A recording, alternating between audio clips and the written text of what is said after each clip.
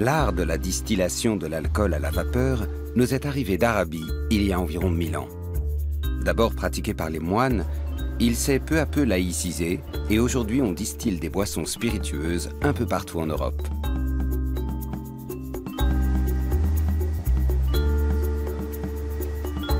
Eau-de-vie de fruits, vodka, whisky ou absinthe, ce sont les paysages, les cultures, l'histoire et l'art de vivre des différentes régions d'Europe qui se reflètent dans ces spiritueux.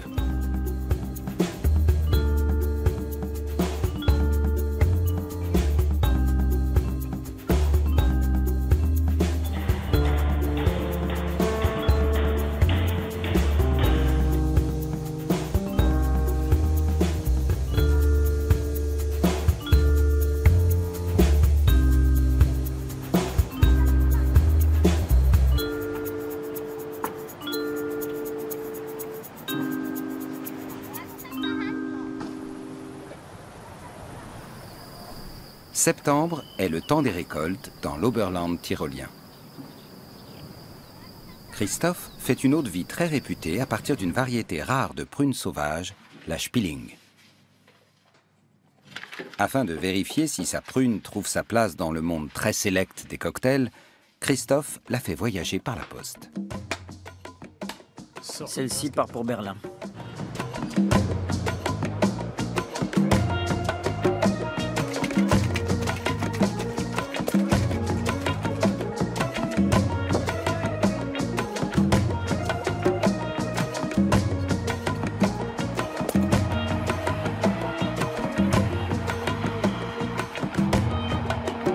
À Berlin, on apporte la touche finale au dernier numéro du magazine Mixologie. Helmut en est le directeur de publication. Il est aussi le fondateur de ce magazine dédié aux bars et aux cocktails en vogue.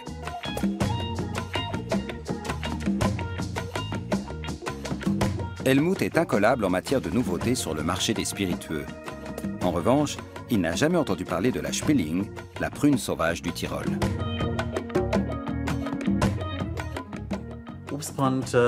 Les eaux-de-vie sont des produits régionaux. Et les produits de région sont très à la mode, aussi bien dans l'assiette que dans le verre. On observe ces derniers temps que de plus en plus de cocktails contiennent de l'eau-de-vie. Les producteurs en sont conscients. Ils envoient leurs bouteilles au barman, leur posent des questions et ils collaborent pour développer de nouveaux alcools mieux adaptés à la demande. Les eaux-de-vie ont de plus en plus leur place au bar. En route.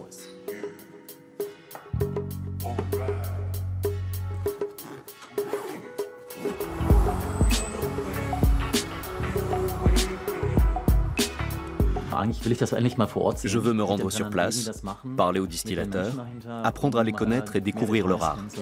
Pour écrire nos articles, nous devons maîtriser tous les détails et savoir de quoi nous parlons.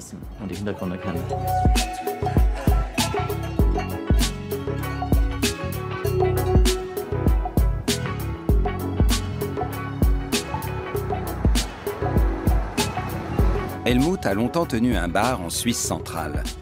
Il sait que certaines des meilleures cerises à eau-de-vie du monde poussent au bord du lac de Zug.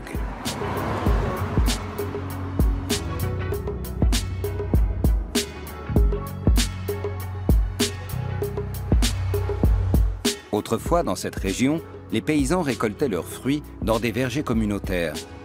De cette époque subsiste la coutume de la ruée vers les cerises. Stop! Bien le bonjour. Vous ne pouvez pas passer aujourd'hui, c'est la ruée vers les cerises. Bonne journée. À vous aussi.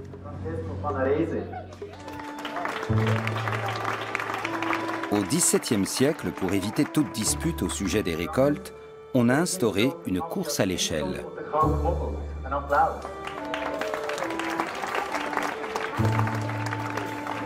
Un jour de juin, lorsque les cerises sont mûres, la cloche retentit à midi. C'est le signal qu'attendent les paysans pour s'élancer vers les vergers. Le premier à poser son échelle contre un arbre a le droit d'en cueillir les fruits.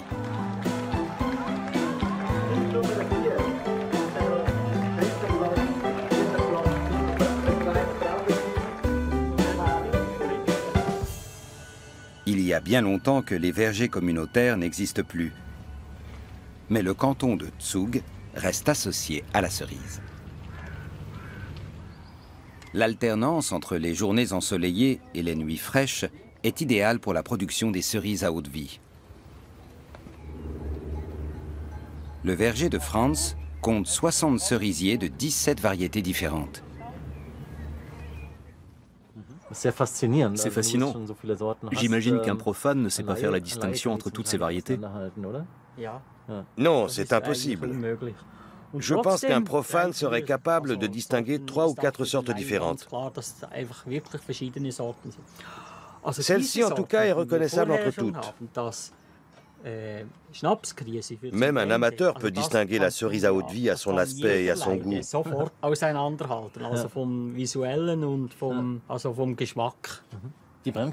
La cerise à eau de vie a un goût très prononcé et elle est bien plus sucrée que la cerise de table. Je comprends aisément qu'on puisse en tirer un distillat intéressant, parce qu'elle apporte une complexité qu'on ne retrouve pas dans la cerise de table.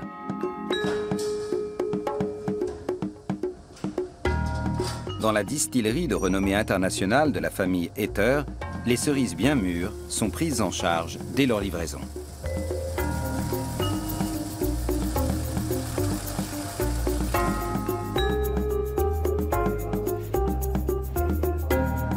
C'est l'arrière-grand-père du propriétaire actuel qui a fondé la distillerie en 1823.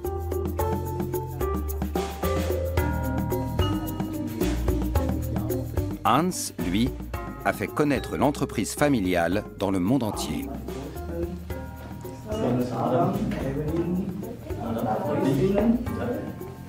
Il a confié l'assemblage, c'est-à-dire le mélange des cuvées d'eau de vie, à sa femme Christine et à sa fille Evelyne. Mon père n'a cessé de me répéter qu'il fallait confier la dégustation aux femmes. Elles ne sont pas plus douées pour ce métier dans sa globalité, mais elles ont un goût plus fin que les hommes. Dans le fond, je suis ravi d'avoir 2 femmes auprès de moi pour s'occuper du kirsch.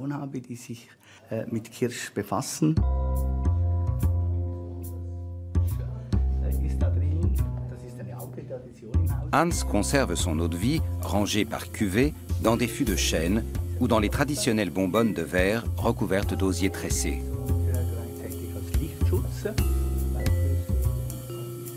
Chaque millésime a sa particularité. La conservation en fût ou en bouteille influence encore son arôme.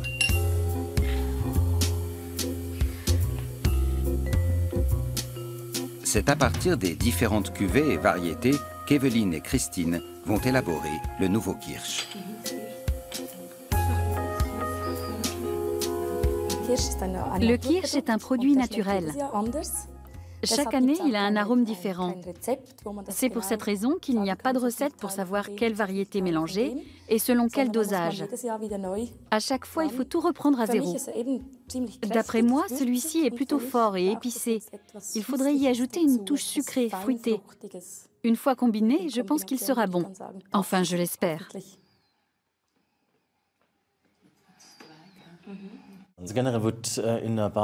Dans les bars, l'eau de vie se consomme souvent pure, pas forcément en cocktail. Les clients sont attirés par les produits qui ont une histoire. Ça leur donne plus de valeur. Ils s'intéressent à leur âge, à leur méthode de conservation. Le vieillissement des alcools est également important pour les cocktails, parce qu'il permet d'adoucir les eaux de vie, qui du coup s'harmonisent mieux avec les autres ingrédients.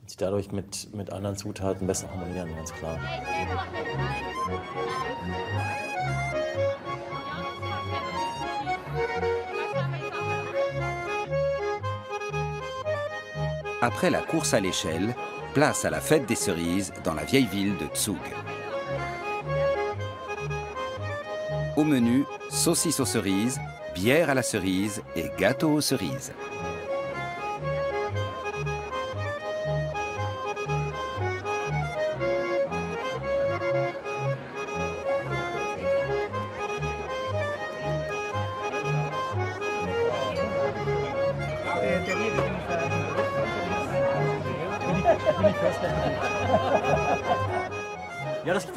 Je trouve ça charmant et en tout cas très authentique. C'est la première fois que je viens à Zug. Jusque-là, quand on me parlait de Zug, je n'imaginais qu'une rangée de boîtes aux lettres. Ah, mais on en a plein. Quand on est là, on se rend compte que le centre-ville, juste au bord du lac, est magnifique. On comprend qu'il y a une culture très ancienne ici. C'est un beau contre-exemple à l'image que véhiculent les journaux qui ne parlent que de places financières et de sociétés boîtes aux lettres. Ici, c'est le véritable Zug que j'ai pu découvrir.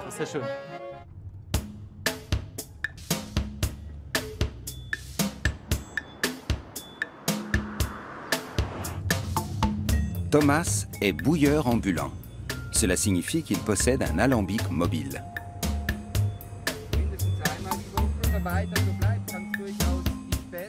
Aujourd'hui, Helmut et la musicienne Regina l'accompagnent à Walchwil, sur les hauteurs du lac de Zug.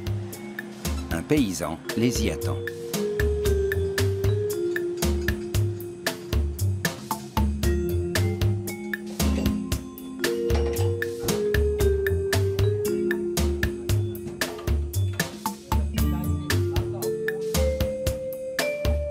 Autrefois, les bouilleurs ambulants s'occupaient de transformer les excédents de récolte en schnapps pour les petits agriculteurs qui n'avaient pas d'autorisation de distiller.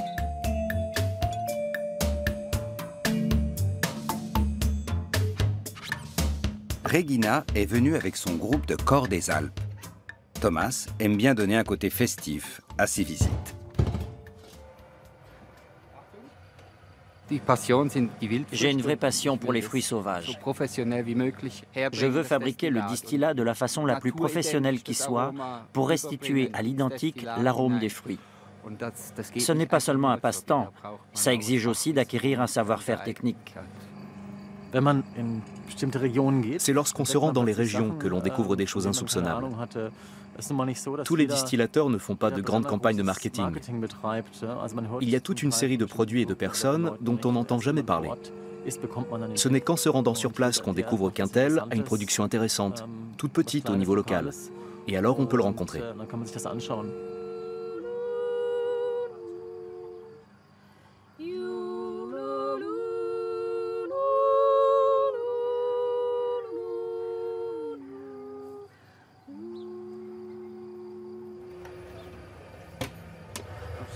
Tu veux sentir? Les cerises ont fermenté dans le fût pendant 3 semaines. Elles sont désormais prêtes à être distillées.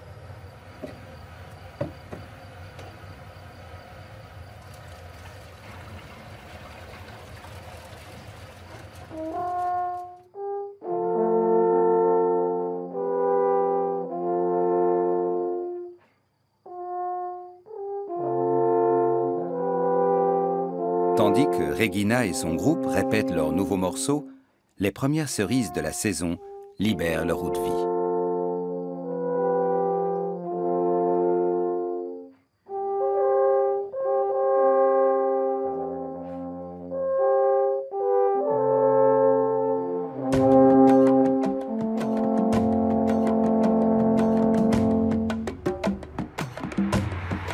Depuis Zug, il faut passer 2 cols alpins pour rejoindre le canton des Grisons, situé à l'extrême sud-est de la Suisse.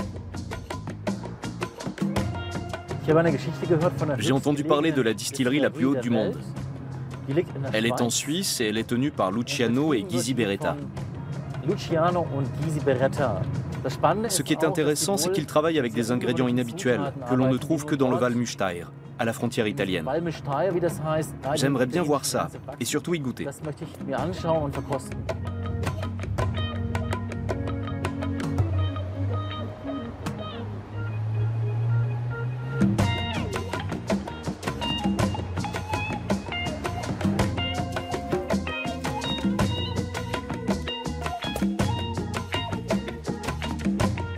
À l'étage subalpin, on trouve le pain des Alpes ou encore Arve.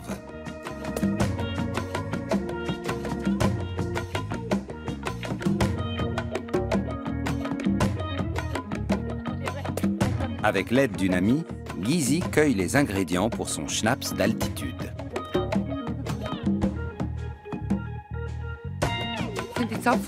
Ce sont les pommes de pin de larve, un type de pin qui pousse en haute montagne. Ici, on le trouve à partir de 2300 mètres.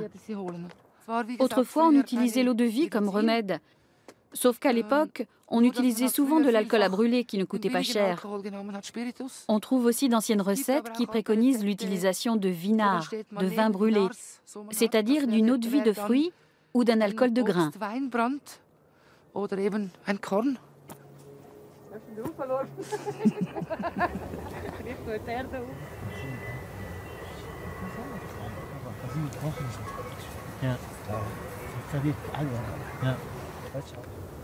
Helmut grimpe avec Luciano, le mari de Gysi.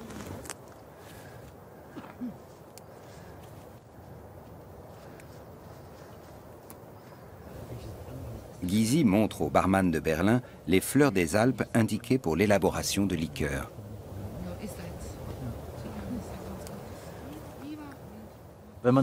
Il suffit de les sentir pour constater qu'elles sont incroyablement parfumées. Tout ce qui pousse là-haut est très odoriférant. Si l'on parvient à transférer cette richesse dans une eau-de-vie ou un alcool, le résultat doit être surprenant. Avant que je ne rencontre Helmut, que je ne le voie évoluer dans les montagnes, sentir et découvrir les arômes, j'étais pleine de préjugés. Je me disais que dans les grandes villes, il devait passer son temps à boire du Bailey avec des glaçons et que ce que nous fabriquons ne pouvait pas l'intéresser. Maintenant, je suis très impatiente de découvrir ce que nous allons faire ensemble.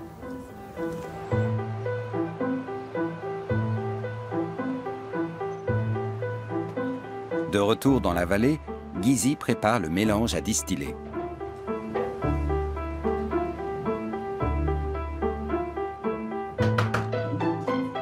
Comme les fleurs et les pommes de pin ne contiennent que peu de sucre et d'amidon, on obtient l'alcool à partir de céréales de haute montagne.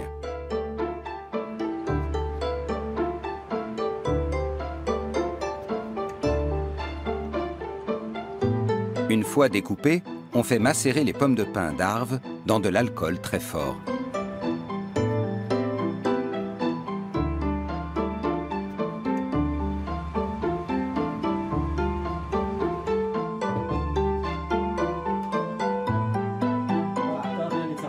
Posté à côté de l'alambic, Luciano attend le bidon avec les pommes de pin.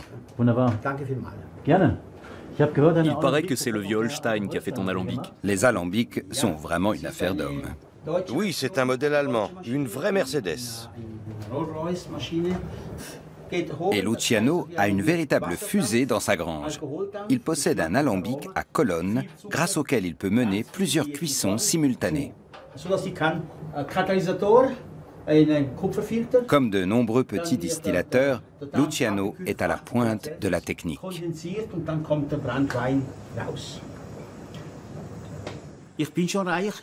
Je suis déjà bien assez riche, j'ai tout ce qu'il me faut ici. J'habite au paradis. Reste la passion de découvrir quelque chose de nouveau.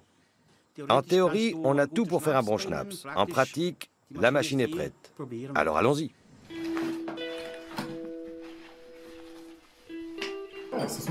Parfait. Je peux prendre celui-ci? Ce sont des verres à cocktail.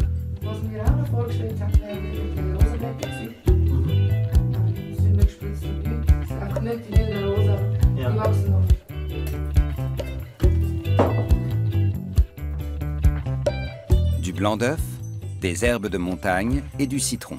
Tous les ingrédients sont réunis pour un cocktail réussi. Helmut veut faire un essai avec de l'alcool de pomme de pin.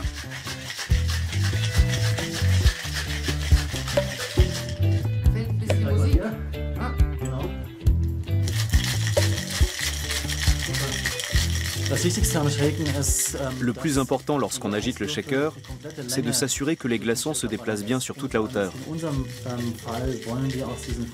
Dans notre cas, nous voulons faire rejaillir les arômes frais de nos ingrédients.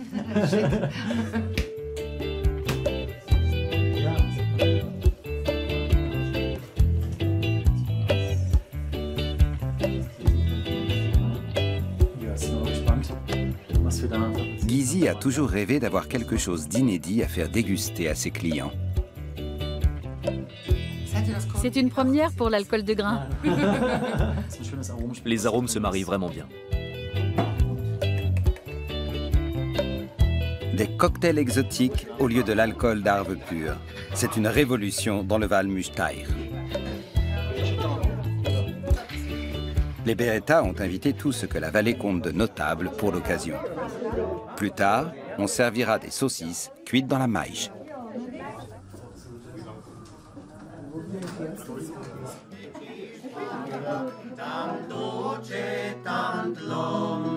En attendant, on chante en romanche.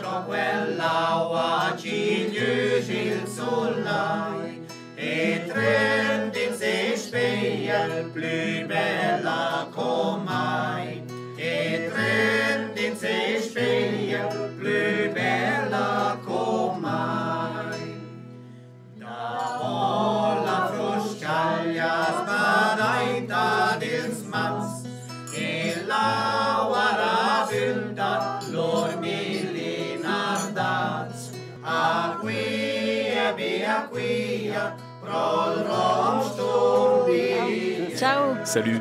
On dit Stabein ou Arweir. Reviens au Val-Müstair, c'était super. Salut et merci pour tout. C'était génial. Salut. À bientôt. Et bonne chance. La dernière étape du voyage d'Helmut le mène en Autriche.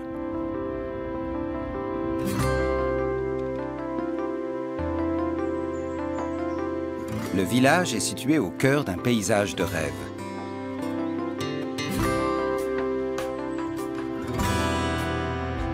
À 1000 mètres d'altitude, Stans bénéficie d'un ensoleillement exceptionnel.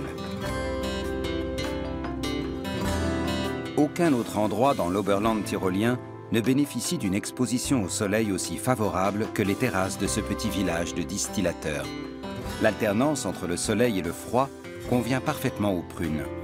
Cela n'avait pas échappé à l'impératrice Marie-Thérèse qui a initié cette culture au XVIIIe siècle.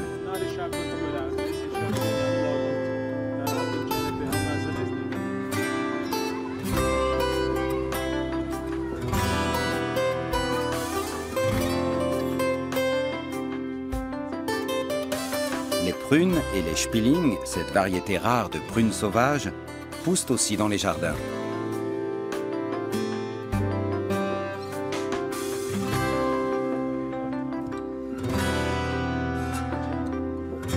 Marcus est président de l'association des bouilleurs de cru. À l'automne, haute saison de la distillation, il est tous les jours à l'œuvre, même s'il ne distille que de petites quantités. En tant que bouilleur de cru, il n'est autorisé à distiller que 100 litres d'alcool par an. On distille à Stans depuis qu'on y cultive des arbres fruitiers.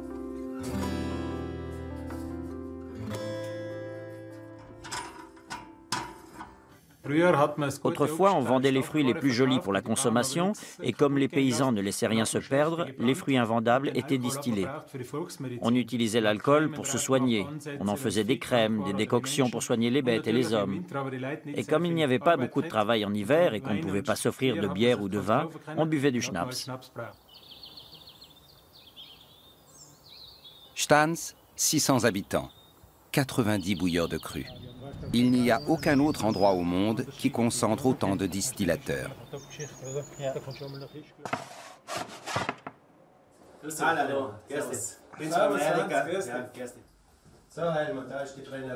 Franz Josef est boulanger. Son alambic trône juste à côté de son four à pain. Nous n'avons pas de motivation économique, nous faisons ça par passion. Nous avons les arbres, nous avons les terrains et nous avons les installations. Nous aimerions transmettre ce capital aux générations futures et le préserver. La tradition ne consiste pas à conserver des cendres, mais bien à transmettre le feu. Ce mois-ci, la réunion des distillateurs a lieu chez Christophe. C'est lui qui a envoyé une de ses bouteilles à Berlin et a ainsi motivé le voyage d'Helmut.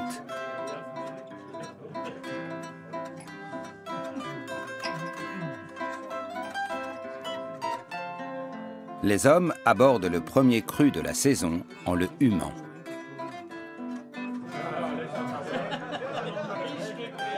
En Europe, les grands alcools sont produits de manière industrielle depuis longtemps, mais pas les eaux de vie. qui continuent à être fabriqués artisanalement. Derrière chaque bouteille se cache un distillateur. La tradition de l'eau-de-vie de fruits telle qu'on la connaît dans les pays germanophones, en Allemagne, en Autriche, en Suisse, et surtout ici dans les Alpes, est tout à fait particulière. On ne trouve ça nulle part ailleurs.